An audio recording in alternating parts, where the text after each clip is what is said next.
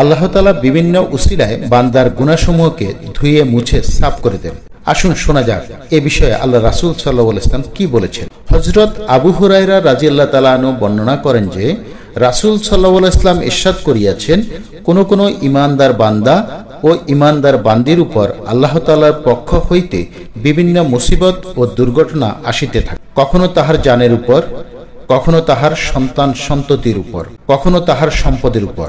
ইহার ফলস্বরূপ তাহার গুনাহ ছড়িয়া যাইতে থাকে। অবশেষে যখন তাহার মৃত্যু হয় তখন সে আল্লাহ তাআলার সহিত এমন অবস্থায় মিলিত হয় যে তাহার কোনো গুনাহই অবশিষ্ট থাকে না। সুবহানাল্লাহি ওয়া বিহামদিহি।